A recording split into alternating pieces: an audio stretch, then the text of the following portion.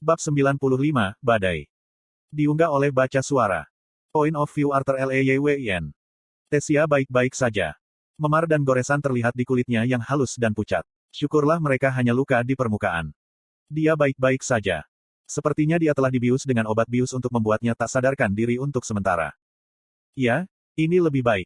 Dengan begitu, dia tidak perlu bangun untuk semua ini. Dia tidak perlu menyaksikan apa yang akan saya lakukan.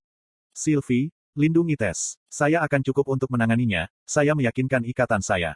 Ini salah saya. Aku bodoh karena membiarkan Lukas hidup selama ini. Dunia ini telah membuatku lembut.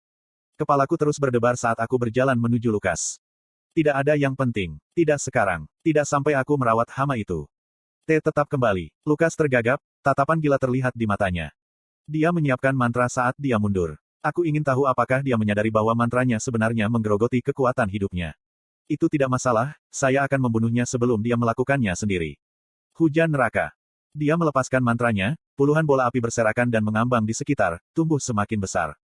Dia terus menyeringai gila saat tubuhnya tampak layu karena beban mantra. Bola merah menyala berubah menjadi biru saat dia semakin menyempurnakan sihirnya. Sepertinya dia berencana mengambil bukan hanya aku, tetapi setengah sekolah bersamanya. Papa, suara khawatir Sylvie bergema di pikiranku. Tidak apa-apa. Aku bisa membiarkannya bunuh diri dengan mantranya sendiri sekarang, tapi dia tidak pantas mendapatkannya, itu akan menjadi kematian yang terlalu berbelas kasih baginya. Saya membutuhkannya hidup-hidup, setidaknya sampai saya mendapat jawaban. Aku ingin menghancurkannya secara instan, tetapi serangan itu, seluruh musibah, tidak mungkin dilakukan oleh Lukas sendirian. Seseorang harus secara paksa memaksakan inti mana, ke titik di mana bahkan jika aku tidak membunuhnya sekarang, dia mungkin akan mati sendiri. Apapun yang telah dia ambil membuatnya mungkin untuk mengubah kekuatan hidupnya menjadi mana, sehingga menguras vitalitasnya.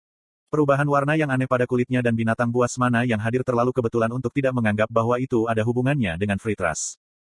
Dengan raut wajahmu, sepertinya kamu tidak tahu apa yang akan terjadi. Apakah kamu pikir kamu bisa keluar dari ini hidup-hidup? Lukas mendesis, meneteskan air liur dari sisi mulutnya. Mati, dia meludah, melepaskan mantranya. Lusinan bola api biru menyala, masing-masing mampu membakar sebuah bangunan, melesat ke arahku seperti bola meriam. Aku menghela nafas segar dan bergumam, fase kedua. Kebangkitan naga. Visi saya berubah menjadi monokrom, satu-satunya warna yang bisa saya daftarkan adalah partikel mana. Absolute Zero. Udara tampak membeku ketika tirai nyala api putih meletus di sekelilingku sebelum aku dibombardir dengan mantra Lukas. Saya tidak punya banyak waktu tersisa di fase kedua saya sebelum recoil melanda. Saya perlu jawaban sebelum itu terjadi. Ketika awan uap dan puing-puing mulai jernih, aku bisa melihat sosok Lukas, raut wajahnya yang bersih dibersihkan, digantikan oleh satu kejutan. B. Bagaimana itu mungkin? T. Tidak, itu tidak seharusnya seperti ini. Bagaimana kamu tiba-tiba bisa menggunakan sihir atribut S? Dia mengoceh, seolah-olah dia baru saja melihat hantu.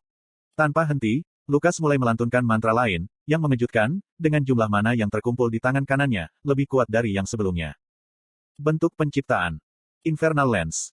Itu adalah jenis mantra yang belum pernah kulihat sebelumnya. Saat mana berkumpul, itu dimanifestasikan menjadi tombak partisan biru menyala. Yang mengherankan saya adalah bahwa partikel mana tidak hanya membentuk-bentuk tombak, tetapi tampaknya telah berubah menjadi tombak yang sebenarnya terbakar. Aku harap kamu selamat dari yang ini juga. Dengan begitu, kamu bisa menyaksikan saat aku membuat puterimu yang berharga mencium kakiku. Dia mencela, meluncurkan tombak menyala. Petir hitam. Aku menembakkan baut listrik yang kental dengan tangan kananku, sambil menangkap batang tombak Lukas dengan tangan kiriku. Lenganku meluncur mundur dari kekuatan ketika desisan yang terdengar bergema dari awan uap yang naik karena jaring api dan es. Gah! Lolongan melengking Lukas menembus telingaku. Lenganku, sakit, lenganku, dia berteriak. Aku terus berjalan ke arah Lukas yang masih mengais-ngais di ruang kosong di mana lengan kirinya dulu. Api putih, gumamku, dan tangan kiriku menyala dalam nyala api berwarna mutiara. Saya kurang dari satu kaki dari Lukas saat dia terus mundur dari saya. Menodai, cium kakimu. Saya membaca dengan gigi terkatup. Ini tidak adil. Lightning Magic. Kau adalah Ki Quadra Elemental, suara Lukas menghilang saat dia menatap dengan tak percaya, bibirnya bergetar ketika dia melihat lenganku yang berpakaian petir. Ya, benar. Jeritan mengerikan Lukas merobek udara saat aku mencengkeram lengannya yang tersisa. Api yang mengelilingi tangan kiriku mulai menyebar, perlahan-lahan membekukan lengannya hingga ke molekul-molekul. Mengencangkan genggamanku, lengannya hancur seperti kaca saat Lukas menatap pecahan-pecahan yang dulu merupakan lengan kirinya. T. Tidak. Beraninya kamu. Aku Lukas Wickes. Dia meludah ketika jatuh dengan lemah di belakangnya, kakinya mendorong menjauh dariku. Menendang dia ke punggungnya, dia memberiku tatapan berbisa, jejak kewarasan hilang. Menempatkan kakiku di kaki kanannya, aku menekannya. Dia bukan manusia lagi. Tidak pada titik ini. Downforce. Gahahaha. Lukas memuntahkan seteguk darah, kakinya berkerut menjadi merah tua. Pecahan-pecahan tulang yang hancur menghiasi genangan merah ketika meresap melalui celah-celah di tanah yang disebabkan oleh peningkatan gaya gravitasi dari kaki saya yang diperbesar.